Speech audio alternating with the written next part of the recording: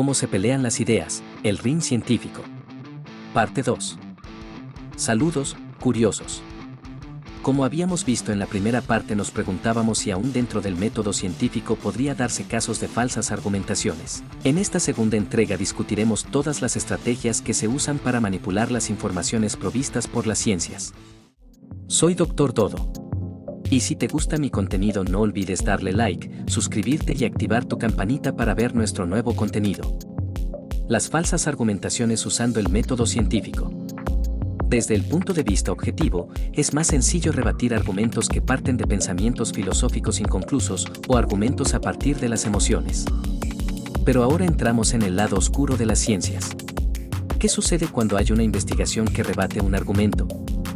El método científico considera que tales cosas existan y castiga duramente la falacia de autoridad, porque cuando hay dos investigaciones que combaten entre sí, la mejor es aquella cuyo marco de resultados posea la mejor eficiencia y garantice que durante su ejecución se hayan respetado los 5 valores del proceso investigativo. Puede suceder que haya una publicación que apoya un argumento, pero lo que los interlocutores oponentes o bien los divulgadores y creadores de contenido no consideran es que, si hay una publicación que apoya una tesis, pueden haber 5 que lo están rebatiendo. No consideremos solo un número, sino que cada investigación en sí misma tiene su propio marco de resultados que sustenta con evidencias estas posturas, y por contraste esta postura original queda desacreditada. No hablemos solo del número, sino del cómo se debe contrastar una investigación. Cuando se hace una tesis, esta siempre se debe comparar contra algo. Muchas veces se compara contra un estándar teórico, un índice, o bien contra una investigación. Por lo que puede haber 2 maneras de contrastar una investigación. A nivel interno, cotejando los resultados reportados de la investigación cuando se compara contra algo, o bien haciéndolo a nivel externo, tomándolo de manera indirecta y confrontándola con otra tesis. El marco del método científico es bastante contundente al respecto: el que reporte los mejores resultados, el que sea mejor argumentado y el que esté mejor contrastado es la tesis ganadora en el conflicto. ¿Pueden ocurrir fraudes dentro de la investigación? Esto es un tema tabú dentro de las investigaciones científicas, pero directo al punto, sí. Los hay. Muchos investigadores pueden incurrir en prácticas ilícitas para poder manipular los resultados de una investigación. Hay muchas razones para ello, desde conseguir mejores planes de financiación que de otra manera jamás podrían conseguir, hasta simplemente por el origen más trivial del orgullo, por ego. No hay nada que infle más el ego de un investigador que justificar que tenga la razón en una posición o argumento, así tenga que falsificar los resultados para poder conseguir ese objetivo. ¿Y se puede falsear los datos en una investigación? Respuesta directa: sí. Es el truco más viejo del manual de estadística. Verán, en matemática estadística, cuando se hace un marco de comparación, siempre se busca comparar contra un ajuste lineal. Esto en idioma del común es que tomas medidas y debes asegurarte que estas secuencias de puntos tomen la forma de una línea recta porque es más predecible. Pero ¿qué pasa si tus puntos no siguen una línea recta? Pues claramente te dicen que tus datos no comprueban tu argumento, y para hacer la trampa se busca hacer que sí o sí esos puntos son una línea recta. Y ahí es donde entra la primera manipulación de datos. Muchas investigaciones no cumplen estos estándares lineales y por eso, para evitar la auditación, es que no dicen de qué manera o forma recolectaron esas medidas. No es la única forma de hacer fraude en las investigaciones. Otra forma es hacer fraude en la recolección de datos. Esto implica manipular los datos antes de que entren al proceso de evaluación para hacer que de esa forma los datos tengan lógica y comportamiento estadístico. Esta manipulación se centra en la manera de recolectar, por ejemplo, tomando solo poblaciones que posean una respuesta afirmativa. Esto es conocido con el nombre de sesgo. Una investigación de cualquier carácter obligaría a tomar una muestra lo suficientemente grande como para poder garantizar que los resultados representen una realidad. Este proceso de registro de medidas normalmente se hace al azar, a fin de garantizar que sea un proceso objetivo sin trampas. Si se van a medir estas respuestas, deben elegirse que todas las poblaciones puedan garantizar un valor. No solamente elegir una clase específica, sino también incluir a todas, a fin de no cometer sesgo.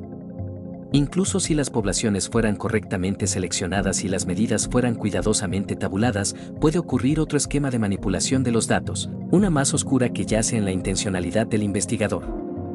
puesto que éste puede manipular las herramientas de recolección de datos a fin de que estos respondan de manera más selectiva, beneficiando los resultados que le convengan y filtrando del proceso aquellos resultados que les serían perjudiciales. Esta atroz manipulación de los datos también es sesgo en toda norma, y por eso no es de sorprender que cada vez se encuentren más investigaciones publicadas de carácter irregular que no son auditados ni supervisados por las autoridades. Entonces, ¿cómo se auditan las investigaciones? ¿Cómo saber si una investigación es verdadera o solo es mentira? Hablar en términos de una investigación va más allá de un argumento, hablamos de una tesis, una idea temática elaborada, sustentada y contrastada. Normalmente los encargados de supervisar que dichas investigaciones fueran debidamente acreditadas serían los auditores y metodólogos.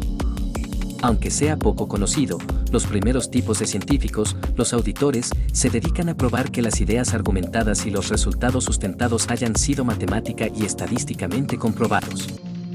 Esto implica que si deben repetir un experimento hasta 500 veces para evaluar que los resultados reportados estén en coherencia con los resultados obtenidos, es porque deben evaluarlo muchas más veces, hasta que lleguen a un punto que sin ninguna duda puedan concluir que efectivamente los resultados encontrados en las pruebas no difieren de los resultados reportados en dichas investigaciones.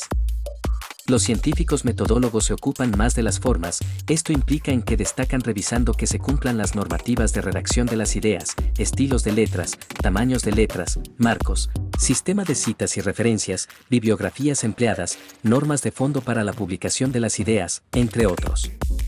El problema es que actualmente no se considera la plaza de los científicos auditores y deben asumir que dicha investigación es verdad usando como referencia el marco de errores reportada en la investigación, a fe de la palabra del investigador que esté cumpliendo a cabalidad con los requisitos exigidos para presentar un trabajo.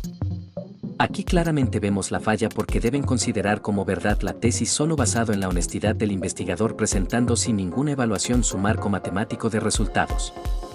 Por esa razón se supone que a nivel institucional cuando un profesional reporta su tema de investigación los jurados son asignados evaluando la parte de auditación y de metodología. Esto aplica a los institutos tecnológicos y universidades. Algunas revistas serias tienen un sistema de régimen editorial bastante fuerte donde contratan especialistas dedicados para hacer la auditoría de los artículos publicados a fin de evaluar tanto el formato como el fondo.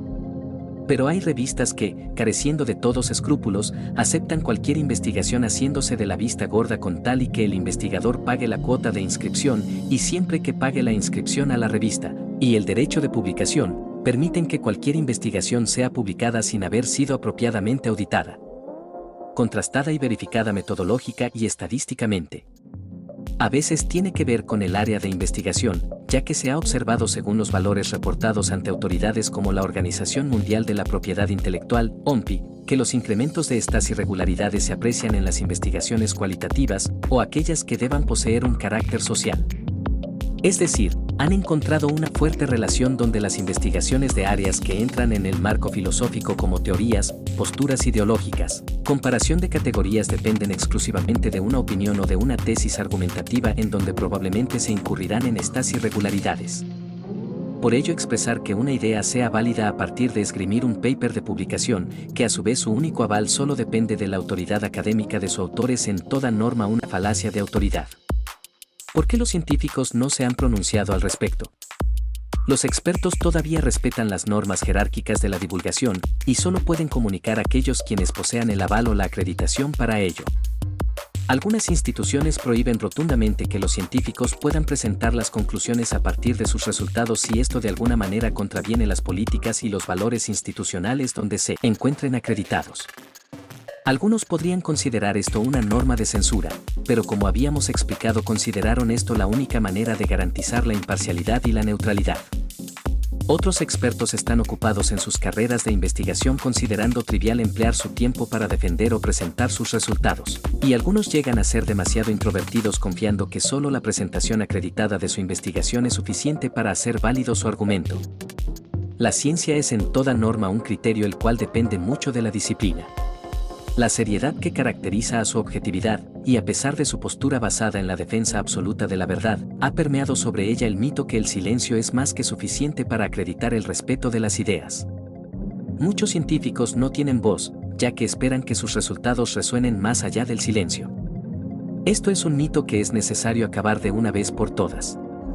La divulgación de los resultados es tan necesario como el análisis de los resultados en sí mismos, sobre todo ante tanta descontextualización de la información presentada ante las redes sociales, y aclarar que esto no quebranta el juramento del Código de Ginebra porque sigue defendiendo la verdad de los hechos y no de las posturas.